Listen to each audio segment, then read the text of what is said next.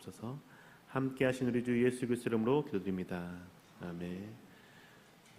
온수대 예배에 나오셔 예배드리시는 모든 분들 가운데 하나님의 놀라우신 복이 가득하시기를 주님의 이름으로 축복합니다. 우리가 하나님의 말씀을 마주할 때 참으로 어려운 마음이 들 때가 있죠. 내가 감당하기 어렵게 느껴지는 말씀을 마주할 때 우리는 그 말씀 앞에서 경직되는 경우들이 있습니다. 하나님 앞에 사랑받지 못할 것 같고 하나님 믿는 자로서의 삶이 실패한 것 같이 느껴질 때가 있죠. 그 말씀이 나를 힘들게 하는 것 같이 여겨질 때가 그런 것 같습니다. 이렇게 마음이 무너지는 이유가 무엇일까요? 하나님의 말씀을 대함에도 불구하고 마음이 무너지는 이유는 아마도 하나님의 마음을 생각하지 못했기 때문이 아닐까 생각해 봅니다. 오늘 우리가 읽은 말씀이 특히 더 그렇지 않습니까? 온 세대 예배인데 본문이 이혼에 관련된 말씀입니다. 어떻게 이해를 해야 되겠습니까? 오늘은 이 말씀을 통해서 함께 생각해 보면서 하나님이 원하시는 삶이 무엇이고 가정이 무엇인지 깊이 생각해 보기를 원합니다. 오늘 이 말씀을 가지고 보수교단에서는 하나님이 짝지어준 사람과 이혼하면 안 된다라고 말하면서 정죄하는 도구로 사용하는 말씀이기도 됩니다. 이 말씀을 읽고 우리는 어떻게 삶에 적용해야 될까요? 이미 이혼을 경험한 사람은 하나님 앞에서 평생 죄인으로 살아가라고 하시는 말씀일까요? 오늘 주님께서 하시는 말씀에 대해서 함께 생각해 보면서 가정 가운데 배우자와의 관계가 무엇인지 하나님이 원하시는 삶이 무엇인지 함께 살펴보기로 합니다. 오늘 이 말씀이 우리 가운데 주어진 이 본문의 위치를 보면 지난주에 이어지는 것을 생각해 볼 수 있지 않겠습니까? 지난주에는 믿음이 연약한 자를 실족하게 하면 차라리 연자맷돌을 목에 메고 바다에 빠지는 것이 낫겠다라고 말씀하신 다음에 이 본문을 우리 가운데 마가는 기록해 주고 있습니다. 자신의 오름으로 믿음 연약한 자를 실족하게 하는 자의 책임이 무겁다라고 말씀하셨죠. 그렇게 말씀하시고 이동하셔서 또다시 예수님께서 말씀을 가르치시는데 바리새인들이 와서 시험하고자 질문합니다. 마가복음 10장 2절의 말씀입니다. 바리새인들이 예수께 나와 그를 시험하여 묻되 사람이 아내를 버리는 것이 옳으니까? 아내를 버려도 되는지 질문합니다. 이 질문한 의도가 무엇이라고 합니까? 시험하기 위해서 질문한다고 말합니다. 왜 이게 시험하는 것이 될까요? 크게 두 가지 이유가 있습니다. 첫째는 바리새인들이 예수님께 이 질문함으로 말미암아 주님께서 이혼하면 안 된다라고 말하면 그 세례 요한처럼 헤롯에게 붙잡혀 감옥에 갇혀 죽기를 바라는 마음이 있었기 때문이죠. 마가복음 6장에 보면 이미 세례 요한이 헤롯의 그 이혼과 그 재혼에 관련돼서 회개하라고 선포했던 그 내용 때문에 감옥에 붙잡혔고 참수했던 내용들을 살펴보았습니다. 세례 요한이 붙잡혀 죽은 이유가 무엇이었습니까?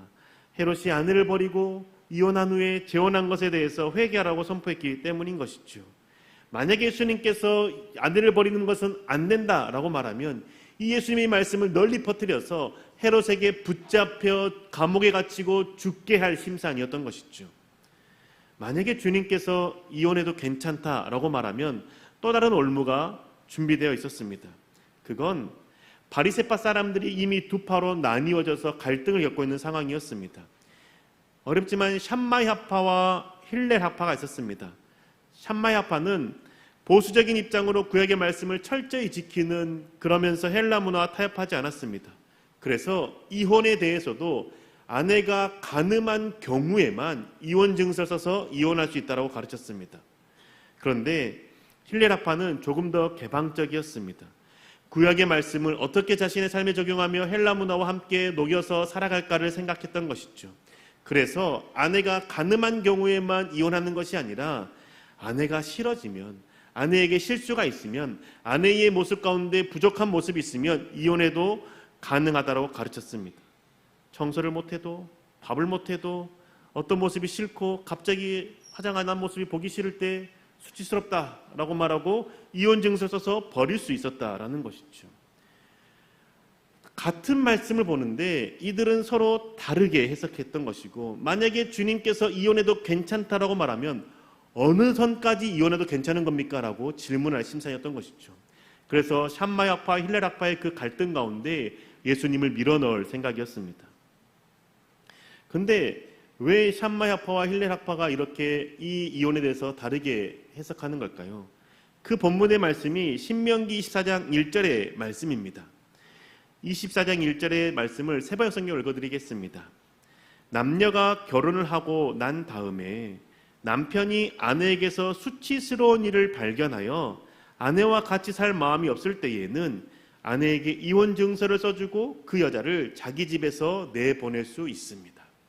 모세가 신명기 이스라엘 백성들 신명기 말씀에 보면 이스라엘 백성들에게 하는 설교에서 아내에게 수치스러운 일을 발견하게 되면 이혼 증서를 써서 보낼 수 있습니다라고 말했던 것이죠. 가르쳤습니다. 그 율법이 있었던 것이죠. 이 율법을 서로 다르게 해석한 것입니다. 샴마이 학파는 이 수치스러운 일을 간음한 것, 성적인 것에 대해서만 관련해서 해석했습니다. 왜냐하면 이렇게 쓰여진 히브리어 원어가 성적으로 수치스러운 일에 해당하는 그 단어를 사용해서 이 말을 기록했기 때문인 것이죠. 아마도 샴마이 학파의 말씀이 해석이 구약의 말씀에 조금 더 합당한 것 같습니다. 그런데 힐렐 학파는 그렇게 해석하지 않습니다. 수치스러운 일을 간음한 것만 두지 않고 남편, 배우자의 마음이 수치스럽게 여겨지는 것, 거기에 중점을 둔 것이죠. 그래서 아내가 청소를 못하면 아우 수치스러워, 아내가 요리를 못하면 아우 수치스러워, 이렇게 말하면서 이혼 증서를 써서 버렸다라는 것이죠. 잘 생각해보면 하나님께서 모세를 통해서 주신 말씀은 하나인데 그 말씀을 해석하는 내용이 서로 다르게 적용하지 않습니까? 자신이 원하는 대로 적용하며 살았던 것이죠. 그런데 주님께서 모세를 통해서 주셨던 이 말씀의 핵심은 무엇이냐면 같이 살 마음이 없을 때라는 문구에 있습니다. 수치스러운 일을 발견해도 너의 마음 가운데 같이 살 마음이 안 생긴다면 그때 이혼 증서를 써도 보내도 된다라고 말하는 것이죠. 이 말은 무엇입니까? 수치스러운 일을 발견해도 네가 같이 살 수 있다라는 겁니다. 심지어 그 수치스러운 일이 간음에 관련된 그 일이라 할지라도 용납하고 용서하며 같이 살 마음을 가질 수 있다라는 것이죠. 근데 그 마음을 갖지 못하겠으면 그냥 버리고 죽게 내버려두는 것이 아니라 이혼 증서를 써 주어서 그 아내가 살아갈 수 있도록 보호하고 책임져 주라고 이야기해 주고 있는 것이죠. 간음한 아내라 할지라도 용서하고 용납할 수 있다라는 것을 모세의 말씀을 통해서 가르쳐 주시는 것이죠. 그런데 배신감이 들어서 너무 마음이 힘들어서 정말 살 수 없다라면 그때는 이혼 증서 써줘서 그 여자가 나가서 살아갈 수 있도록, 다른 배우자를 만나서 결혼하든 어떤 삶을 살아가든 과부로서의 삶을 살아갈 수 있도록 이혼 증서 써주고 내보내라고 말씀하셨던 것이죠.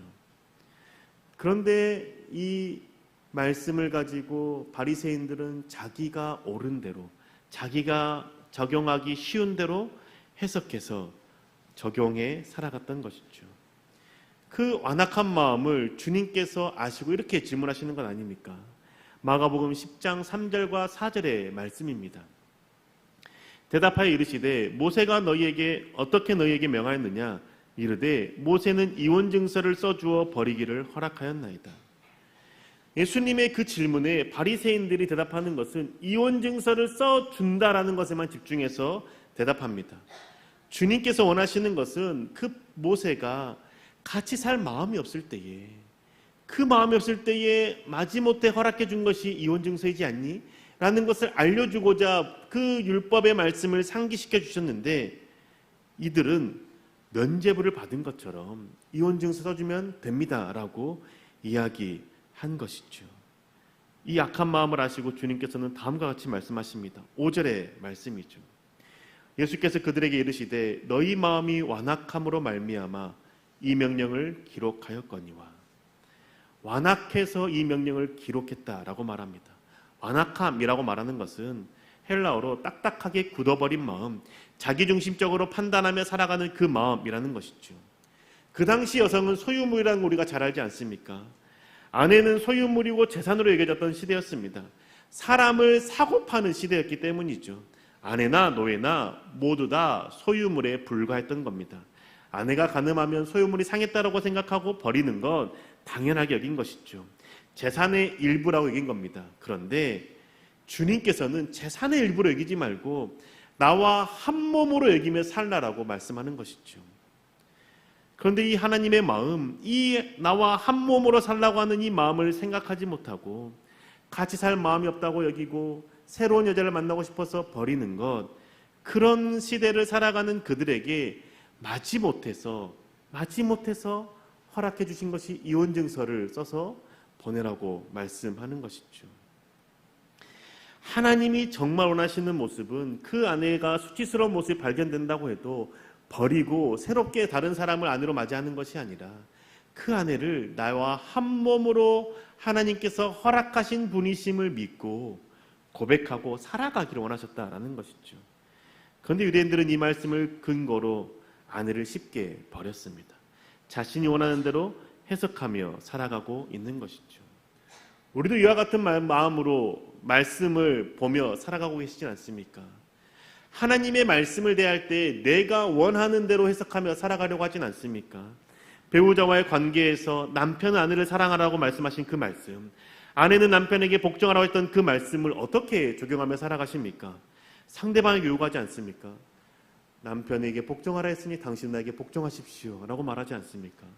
남편이 아내에게 사랑하라고 하셨으니 당신이 나에게 생명을 다해 사랑해야 하는 것, 그 모습 보여드리지 않습니까? 라고 말하지 않습니까?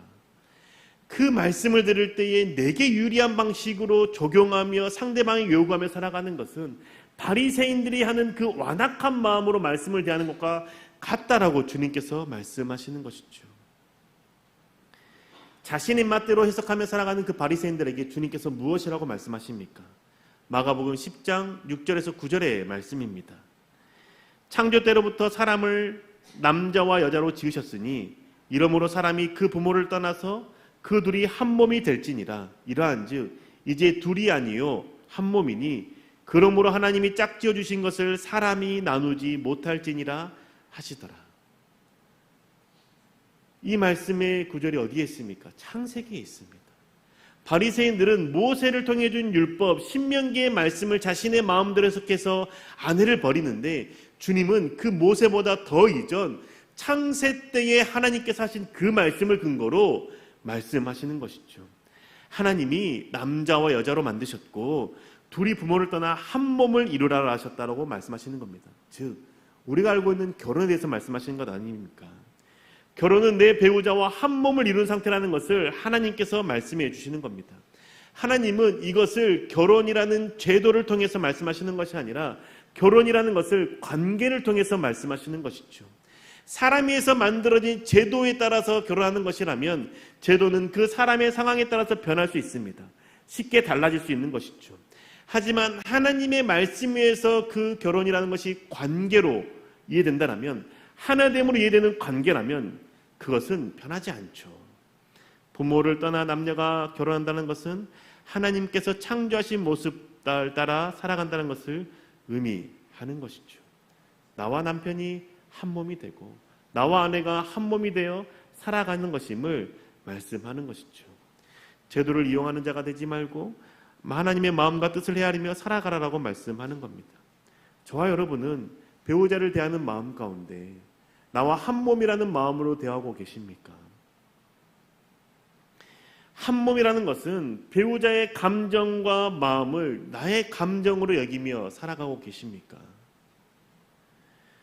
내 배우자가 아프면 나도 동일하게 아프다라는 마음 갖고 있습니까? 이요셉 작가가 쓴 결혼을 배우다라는 책을 보면 아내가 몸이 아파 힘들어할 때 기도하는 내용이 기록되어 있습니다. 이렇게 기도했습니다. 주님, 아내의 아픔을 제게 주세요. 그리고 제가 가진 평강을 아내에게 주세요. 우리는 한 몸인데 아내 혼자서만 이렇게 아파하고 있습니다. 용서해 주세요. 제가 아플게요.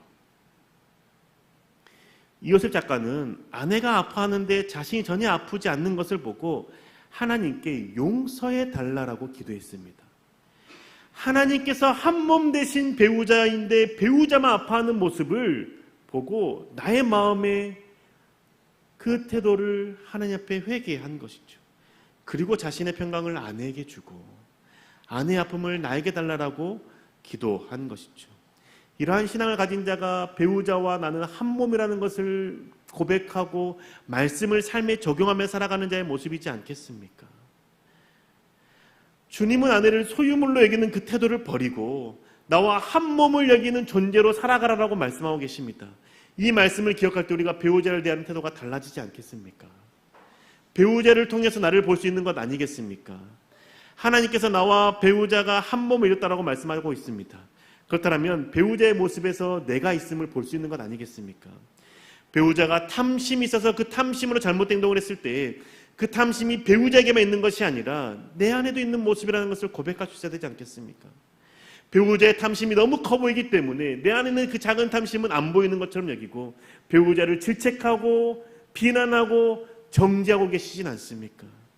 하나님은 우리가 배우자와 내가 한 몸을 이뤘다고 하니 그 배우자의 몸을 통해서 생각을 통해서 마음을 통해서 태도를 통해서 나의 마음과 생각과 태도를 보라라고 말씀하시는 것 아니겠습니까? 배우자가 분노를 참지 못하는 모습이 있을 때의 그 모습이 나에게 있는 모습이라고 고백하며 회개하십니까? 이것을 인정할 때 내가 배우자와 한 몸을 이뤘구나라고 고백하는 자의 신앙인의 모습이라는 것이죠. 배우자가 탐심과 탐욕의 모습 가운데 죄 가운데 행할 때에 배우자만 탓하고 책망하는 것이 아니라 내 안에 있는 탐심과 탐욕을 하나님 앞에 회개하며 주의 은혜를 구해야 되는 것 아니겠습니까? 그리고 배우자를 대할 때 비난하듯이 말하는 것이 아니라 내 자신에게 말하듯 배우자를 대할 수 있어야 되는 것 아니겠습니까? 그게 나와 배우자가 한 몸을 이룬 자의 모습, 하나님 말씀하신 그 말씀을 내 삶에 적용하는 자의 모습이지 않겠습니까? 배우자가 간음했을 때 어떻게 하는 것이 하나님께서 원하시는 모습이었을까요? 배우자의 간음만을 비난하고 정죄하는 것이 아니라 내 안에 있는 간음하는 마음을 회개하고 돌이키기를 주님께서 먼저 원하시지 않았겠습니까? 주님께 그래서 산상수훈에서 이렇게 가르쳐 주셨죠. 마태복음 5장 27절과 28절의 말씀입니다. 또 간음하지 말라 하였다는 것을 너희가 들었으나 나는 너희에게 이르노니 음욕을 품고 여자를 보는 자마다 마음에 이미 간음하였느니라. 주님의 이 말씀을 생각할 때에 배우자의 죄나 나의 죄나 다를 바 없다라고 회개하며 주님 앞에 용서를 구하고 주의 은혜를 구할 수 있는 것 아니겠습니까? 물론 이 말씀이 배우자의 그 죄에 대해서 책임을 나에게 돌리라는 그 뜻만을 의미하는 것이 아닙니다. 죄의 책임은 그 죄를 지은 자에게 있는 것이죠. 그러나 주님은 배우자와의 나와의 한 몸인 것을 생각하고 그 죄를 나와 분리시켜서 완전히 너의 잘못이라고 말하지 말고 나도 함께 회개하며 나도 주의 자비를 구하며 긍휼히 여기며 그 어려움을 함께 이겨나게 하기를 주님께서 원하신다는 것이죠. 이렇게 할 때 배우자와 함께할 마음이 생기고 이혼 증서를 쓰지 않고 한 몸을 이루며 살아갈 수 있는 것 아니겠습니까? 이렇게 사는 것 그런데 정말 어렵죠. 말씀이니까 이렇게 말하는 것이지 삶을 살아갈 때에 이 말씀이 얼마나 어려운 줄 우리가 너무나 잘 알고 있지 않습니까? 그렇게 하나님은 모세를 통해서 이혼 증서를 주고 이혼하는 것 허락해 주신 겁니다. 그런데 하나님은 그 이혼하는 것에 대해서 온전히 기뻐하지 않습니다. 아파하시죠. 우리의 완악함과 우리의 상처를 아시기 때문에 때때로는 이혼이라는 현실 가운데 그 상황 가운데 주님께서는 이혼 증서라는 것을 통해서 허락해 주셨다는 것이죠. 그리고 주님께서 우리 가운데 더 원하시는 것은 하나님의 마음을 품고 살아가는 것, 그것을 원하는 것이죠. 이 땅을 살아가는 많은 경우에 이혼에 대한 부분들이 대부분이라고 말할 수 없지만 나 자신을 위한 선택의 도구가 되는 것 아니겠습니까? 특히 젊은 세대일수록 상대방이 마음에 들지 않을 때는 쉽게 이혼하는 것이 이 세대의 풍토가 되어버린 것 우리가 잘 알고 있지 않습니까? 우리 부모님의 세대에는 그럼에도 불구하고 자녀를 위해서라도 가정을 위해서라도 남편을 아내를 사랑하며 살기로 힘썼는데 지금의 세대는 그게 전혀 사라지고 내가 아프면 내가 힘들면 갈라서는 것, 이혼하는 것, 그게 요즘의 청년들의 세대의 모습이지 않습니까? 주님께서 우리 가운데 원하시는 이상적인 가정의 모습이 무엇인지 우리는 온 세대 예배를 통해서 생각해 봐야 되는 것 아니겠습니까?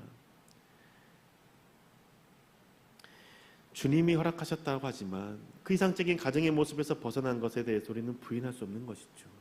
정죄도 하는 마음이 아니라 비난하려고 하는 마음도 아닙니다. 하나님이 원하시는 것이 무엇인지 한번 생각해 보자고 드리는 말씀인 것이죠. 그리고 혹시 마음속에 이혼을 품고 있는 마음이 있다라면 내가 정말 배우자를 나와 한 몸으로 여기고 있나?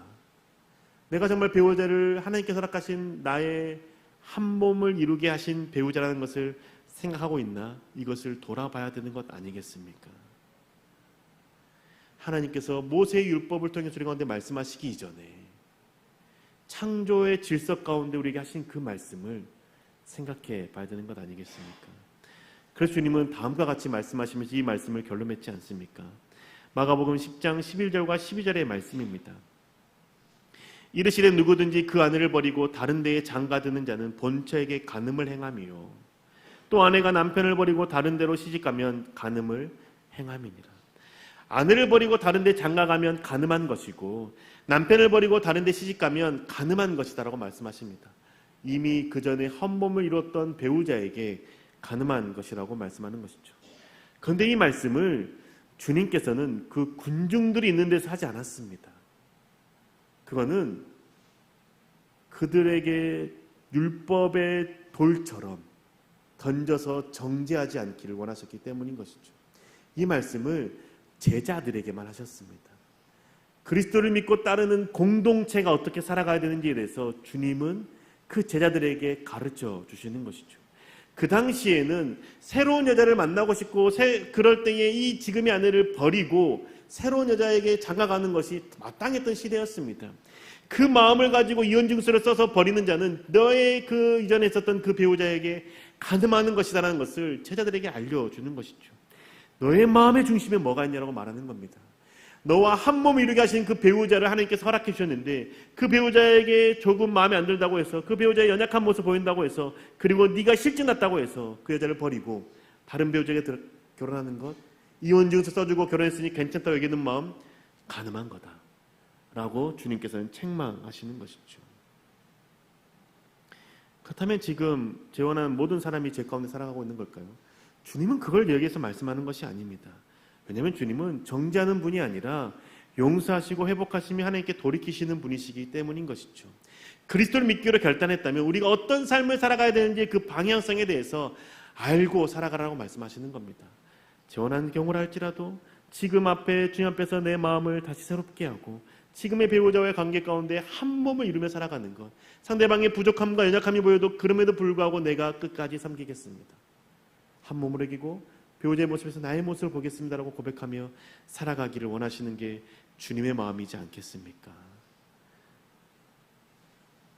사랑하는 교회 여러분, 하나님 우리가 주님께 이혼해도 되는 겁니까? 라는 질문에 다음과 같이 되물으십니다. 너는 너의 배우자를 너와 한 몸이라고 여기며 살아가니? 우리는 이 질문 앞에 서 있는 것이죠. 나는 나의 배우자를 나와 한 몸으로 여기며 살아가고 계십니까?